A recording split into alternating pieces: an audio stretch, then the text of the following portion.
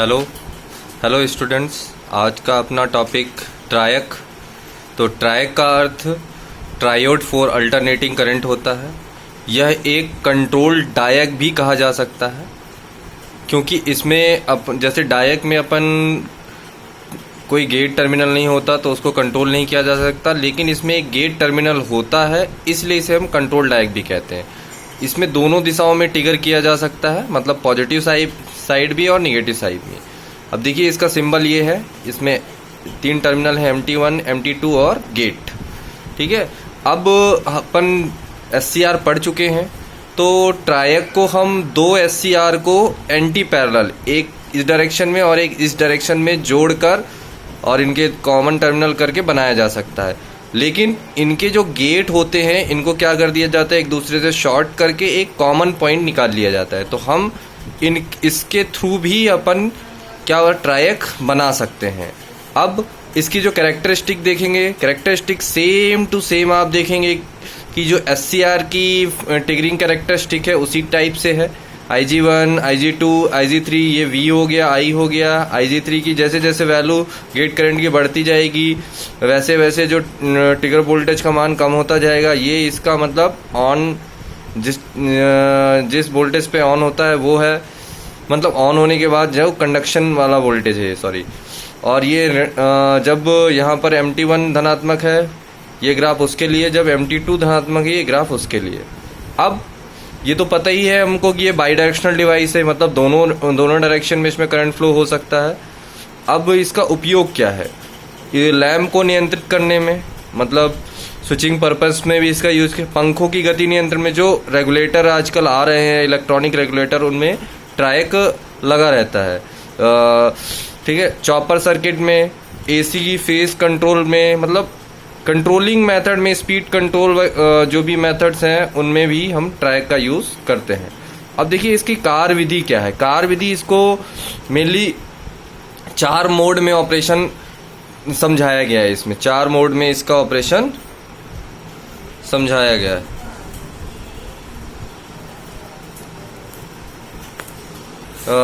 जो पहला मोड है देखिए इसमें क्या है, सबसे पहले MT2 पॉजिटिव रखा गया है, गेट को पॉजिटिव रखा गया है। तो उस कंडीशन में हम करंट कैसे फ्लो होगा, जैसे MT2 टर्मिनल पॉजिटिव हो गया और ये गेट अपना पॉजिटिव हो गया और MT1 ये टर्मिनल क्या है, निगेटिव अभी। तो अब देखिए क्या होगा, जब MT2 पॉजिटिव होगा तो ये तो N टाइप है, तो ये तो रिवर्स में रहेगा, लेकिन ये जो P टाइप है ये क्या हो जाएगा, ये फॉरवर्ड वाइज में हो जाएगा। तो हमारा ये वाला जंक्शन क्या हो जाएगा, फॉरवर्ड वाइज में हो जाएगा। और इसी टाइप से देखिए ये गेट टर्मिनल है, ये पॉजिटिव है, ये अपना क्या हो गया, N टाइप है, ये रिवर्स में चला जाएगा। लेकिन ये माइनस है, ये N है, तो ये क्या हो जाएगा, फॉरवर्ड वाइज में। तो ये जंक्शन अपना फॉरवर्ड वाइज, ये जंक्शन अपना रिवर्स वाइज, ये जंक्शन अपना फॉरवर्ड वाइज। तो अपना जो करंट फ्लो होगा वो कैसे फ्लो होगा, देखिए ये करंट की डायरेक्शन है, ये करंट की डायरेक्शन है, मतलब P1, N1, P2 और N3 के माध्यम से अपना करंट फ्लो होगा। ये अपना पहली मेथड होगी। अब देखिए दूसरे मोड में क्या है, दूसरे मोड में भी आपका MT2 पॉजिटिव है, लेकिन गेट को निगेटिव किया गया है। यहाँ पे गेट को निगेटिव किया गया है और यहाँ पर MT2 भी देखिए पॉजिटिव है। और तो अब देखिए क्या होगा इस कंडीशन में, क्या होगा देखिए, फिर अगेन ये जंक्शन क्या हो जाएगा, ये पॉजिटिव है तो ये फॉरवर्ड वाइज, ये जंक्शन रिवर्स वाइज। अब अगेन क्या होगा, ये माइनस है, N है, तो ये पॉइंट क्या हो जाएगा, ये जंक्शन हो जाएगा फॉरवर्ड वाइज। तो अब करंट की डायरेक्शन क्या होगी, MT2 से ही रहेगी, लेकिन वो क्या किधर से निकलेगा आपका, इस पॉइंट से N2 होके निकलेगा, P1, N1, P2 और N2 के माध्यम से बाहर निकलेगा। अब देखिए यहाँ पे करंट की डायरेक्शन दोनों ही केस में क्या है, MT2 से नीचे की तरफ है। अब देखिए थर्ड मोड में क्या है, ये अब हमने क्या किया, MT2 को नेगेटिव सप्लाई दी और गेट को भी नेगेटिव सप्लाई दी। तो जब इस केस में क्या होगा, ये नेगेटिव, तो ये जंक्शन क्या हो जाएगा, रिवर्स वाइज में। अगर ये नेगेटिव है तो ये जंक्शन फॉरवर्ड वाइज, ठीक है, ये जंक्शन आपका फॉरवर्ड वाइज हो जाएगा। और ये रिवर्स वाइज हो गया, ये फॉरवर्ड वाइज हो गया, और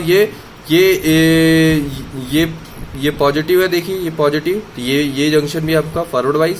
तो इस कंडीशन में अब देखिए क्या होगा, करंट किधर से फ्लो होगा, MT1 से होता हुआ और ये MT1, P2, N1, P1 और N4 इस माध्यम से आपका करंट बाहर जाएगा। अब देखें, पहले दो केसेस में करंट की डायरेक्शन ऊपर से नीचे की तरफ थी और दूसरे दो केसेस में करंट की डायरेक्शन क्या होगी, नीचे से ऊपर की तरफ।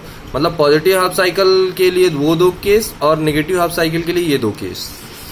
अब देखेंगे अपन फोर्थ मोड, मतलब चौथा मोड क्या होता है। Again MT2 negative gate. अब गेट पे हमने क्या किया, देखिए आप गेट पे ही चेंज किया, पॉजिटिव नेगेटिव। बाकी MT2 एक बार पॉजिटिव रहा और एक बार नेगेटिव रहा। अब अगेन सेम कंडीशन, जो आपकी करंट की डायरेक्शन होगी P2, N1, P1 और N4 के mod। तो देखिए, जो पहला और तीसरा मोड है यही ऑपरेशन में प्रयोग में लाया जाता है। दूसरा और चौथा मोड ऑपरेशन में प्रयोग नहीं लाया जाता, क्योंकि इसमें गेट की जो आपकी सेफ्टी नहीं हो पाती है। इसलिए हमन पहला और तीसरा मोड ही आपके नॉर्मली ऑपरेशन में आता है। तो जो पहला और तीसरा मोड है वो SCR के फॉरवर्ड कंडक्शन मोड की तरह ही कार्य करते हैं। आप ग्राफ देख सकते हैं, सेम है, ठीक है। बाकी आप SCR पढ़ ही चुके हैं। दूसरे और चौथे मोड का प्रयोग नहीं किया जाता, लेकिन किया जा सकता है। SCR तथा ट्रैक का प्रयोग अधिक पावर में किया जाता है, ये आपको ध्यान रखना है। SCR और ट्रैक का प्रयोग अधिक पावर में किया जाता है, लेकिन डायक का प्रयोग लो पावर के लिए किया जाता है। फायरिंग एंगल मतलब जिस एंगल पर हम इसको ऑन कराते हैं। तो SCR को 0 से 180 डिग्री के बीच में कभी भी किसी भी एंगल पे ऑन कराया जा सकता है। डायक में कोई कंट्रोलिंग नहीं होती, इसलिए फायरिंग एंगल का कॉन्सेप्ट नहीं आता। लेकिन ट्रैक देखिए अपना दो मोड पे काम करता है, एक फर्स्ट मोड और दूसरा मतलब फर्स्ट क्वाड्रेंट और थर्ड क्वाड्रेंट। फर्स्ट क्वाड्रेंट में 0 से 180 और थर्ड क्वाड्रेंट में 180 टू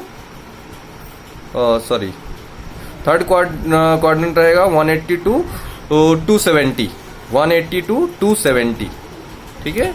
ये आप यहाँ पर 360 लिख दिया है गलती से, तो इसको आप 270 कर लेंगे।